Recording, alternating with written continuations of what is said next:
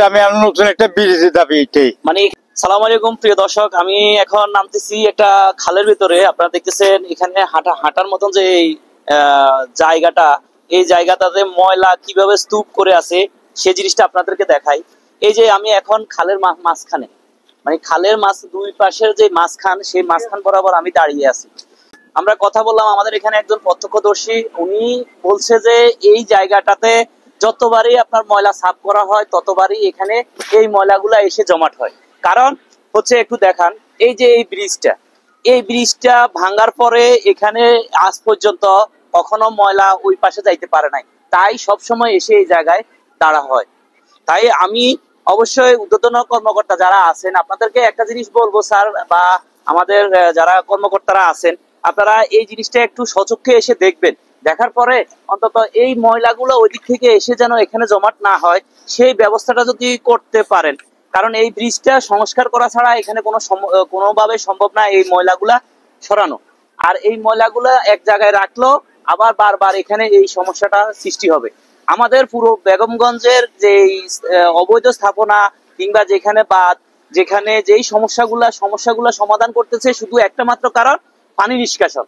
এখন এখানে যে আপনি দেখেন ওই পশ্চিম পাড় দিয়ে যে পানিগুলা নামতেছে, ওই পানিগুলা মনে হয় যে নিচ থেকে কেউ ধাক্কানোর কারণে এই পানিগুলা বাইর হচ্ছে। কিন্তু এখানে মানে যে পানির যে স্রোতধারা, সেই স্রোতধারাটা কিন্তু ঠিক মতো হচ্ছে না। কারণ এখানে আপনারা দেখতেছেন, আমি এখানে হাঁটতেছি, এই যে দেখেন আমি এখানে হাঁটতেছি ময়লা স্তূপের উপরে, তাহলে কিভাবে পানি নিষ্কাশন হবে? আমাদের ঊর্ধ্বতন কর্মকর্তারা যদি একটু এসে এই জিনিসটা যদি দেখেন। এখন এই জিনিসটা আসলে সমাধান কি? এখানে আমাদের একজন ভাই আছেন, উনার সাথে আমরা কথা বলবো। চলুন। মুরব্বি, এই যে আপনারা এই যে মানে ফোলটা ভাঙা, এখন এই ভাঙা ফোলের জন্য আপনাদের এই যে এখানে এসে যে ময়লাগুলো জমাট হয়েছে, এখন আপনাদের তো এখানে চলাচল করতে মনে হয় অনেক কষ্ট হচ্ছে। অনেক কষ্ট হয়েছে, পানি জম হয়ে যায়, মনে করেন কাঁচা জম হয়ে যায়, এনে ঝাড় জঙ্গল হাত বুক থাকে, মেলা সমস্যা হয়ে যায়। হ্যাঁ, তো এখন আপনারা আমাদের সরকারের কাছে মানে কি দাবি আপনাদের? কি দাবি? আর নতুন একটা ব্রিজের দাবি এটাই। মানে এখানে এই ব্রিজটা সংস্কার করে আরেকটা ব্রিজ করা হোক। আরেকটা ব্রিজ করা হোক, হ্যাঁ, এইটাই চাই আমরা। আচ্ছা মুরব্বী, এই এলাকাতে মানে কত লোক বসবাস করে, বা এই ব্রিজটা দিয়ে কত হাজার লোক চলাচল করে? এখানে গ্রামের লোক আছে হাজার হাজার লোক আছে, আর এবং অন্য জায়গার লোক যাতায়াত, একটা মাদ্রাসা আছে, হাজার হাজার লোক আপ ডাউন করে, ছাত্রছাত্রী করে সাইকেল লাগিয়ে গাড়িয়া নাইয়ে সবাই চাই যায় আপ ডাউন করছে। এই রাস্তাটা যখন ঢাবি গেছে, ভোলটা ডাবার হতে মানুষ হাতে যেতে বহুত কষ্ট হয়। তো এখানে নতুন একটা ব্রিজের দরকার, ঠিক আছে। এখন আপাতত চলার মতন যদি কোনো কিছু করে দেয়, তাহলে হোলটা ভাঙিয়ে এলেও ভালো আছে। 2006 সালে 13 লাখ টাকা করে না, মেলা করাটা চলে গেছে। ময়লাগুলো এখানে এসে জমাট হওয়ার কারণ কি? এই ব্রিজটা ভেঙে মাঝখান ভেঙে যাওয়ার কারণে ময়লাগুলো সবসময় জমাট। আপনি এখন সাফ করে দেবেন, যদি ব্রিজটা না ভাঙেন আবার জমাট হবে। আর এখান দিয়ে কত লোক? মুরব্বী বলছিল এখানে হাজার হাজার লোক। আসলে এখানে হাজার ছেড়ে যাবে। হাজার ছেড়ে যাবে? হ্যাঁ, এখানে দুই তিনটা গ্রামের একটা যৌথ এটা একটা ব্রিজ। মানে এই আশেপাশে আর কোনো ব্রিজ নাই? না না। তফাদার বাজার, ছলুমিয়া দরজা, দেবেন কি খেবাঘাট, তারপরে দেবেন কি 4-5টা এর মুখ এটা। আর এখানে তো একটা দেখতেছি অনেক দুইটা প্রতিষ্ঠান আছে, বড় একটা মাদ্রাসা আছে। ময়লা যাওয়ার জন্য কিছুটা অংশ ভেঙে ওটার উপর দিয়ে ওই যে স্টিলের যে ব্রিজ গুলো থাকে না, দিলে হ্যাঁ মানুষ চলাচল করতে পারবে, প্লাস এই যে ময়লাগুলো চলে যাবে। মানে এটা হচ্ছে আপাতত। আমাদের এখানে এটা 9 নম্বর এই দুইটা গ্রামের সংযোগ স্থান হলো এই ব্রিজটা। 1 দশকের বেশি হবে এই ব্রিজটার এই করুণ অবস্থা। যে আপনার এই বিষয়ে বলার কি আছে?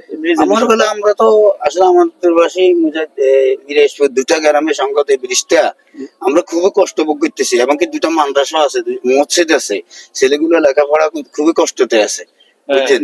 বেশি আমাদের শিক্ষা প্রতিষ্ঠানটা বন্ধ যেতেছে ব্রিজটার কারণে। আপনারা এখানকার যারা লোকাল মানুষ আছে তাদের বার্তা আপনারা শুনলেন, তারা খুবই কষ্টের মধ্যে জীবনযাপন পার করছে। প্রত্যেকদিন আপনার 1000-এর উপরে ছাত্রছাত্রী এই ব্রিজ দিয়ে যাতায়াত করে আর কি, লোকাল। আসসালামু আলাইকুম মুরব্বী, কেমন আছেন? আলহামদুলিল্লাহ। আচ্ছা মুরব্বী, এই যে এই ব্রিজটা যে ভাঙছে আজকে কত বছর হয়েছে? 8-10 বছর হয়ে গেছে। 8-10 বছর হয়েছে। যাতায়াতের জায়গাটা তো হচ্ছে এটা, হোসেনা মাদ্রাসা আর রহমানিয়া মাদ্রাসা। আর এখানে হলো নাজুর মান্ডাসা, আমানাত্তুর মান্ডাসা, এটা বড় বড় মান্ডাসা। আবার ওই মহিলা মান্ডাসা আছে দুইটা। এটা অতি প্রয়োজন। এখানে এখানে দৈনন্দিন কত হাজার গাড়ি চলাচল করতে পারে? কমপক্ষে 2000।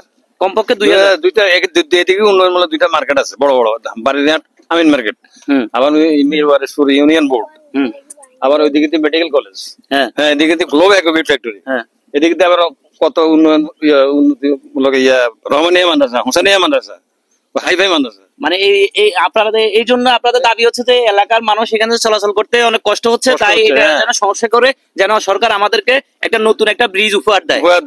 গাড়ি 1-1.5 গাড়ি, অটো, ভ্যান, তারপরে যাই সিএনজি, কি জানি কয় এটা হলুদ পাখি, এই ধরনের গাড়িগুলা এখানে সব টোটালি বন্ধ হয়ে গেছে। যাইতে হয় চোরাচাতে গাড়ি এখানে ঘুরে আসতে হয়, তবে কষ্ট হয়। বিশেষ করে আমাদের এলাকার মানুষ এখানে যাওয়া আসা করতে আমাদের ভীষণ কষ্ট হয়। আমরা চোরাচা সময় যোগাযোগ করতে আমাদের ভীষণ কষ্ট হইতেছে এই ব্রিজটার কারণে। এটা পাকিস্তান আমাদের ব্রিজ। আচ্ছা ঠিক আছে, ইনশাল্লাহ আমরা চেষ্টা করব আমাদের মাধ্যমে আমরা আমাদের ঊর্ধ্বতন কর্মকর্তাদের কাছে পৌঁছানো দেওয়ার জন্য। অবশ্যই যারা ভিডিওটি দেখবেন, যদি ভিডিওটি ভালো লাগে ভিডিওটি শেয়ার করে দিবেন জনস্বার্থে, যেন অন্তত মিরওয়ারিশপুরবাসী এবং কি আপনার আমানতুল্লাহপুরবাসী উনারা যেন অন্তত উপকৃত হয়, বা এই অত্র অঞ্চলের সাধারণ মানুষ যেন চলাচলের দুর্ভোগ যে মানে আজকে 10-15 বছর দুর্ভোগ পোহাচ্ছে সেটা থেকে যেন নিষ্কার পায়, এবং কি পানি নিষ্কাশনের যে ব্যবস্থাটা সেটাও যেন সচল থাকে, পানির দ্বারা অব্যাহত থাকে, সেই আশা ব্যক্ত করে আজকের মতো বিদায় নিচ্ছি। আসসালামু আলাইকুম ওয়া রাহমাতুল্লাহি ওয়া বারাকাতুহু।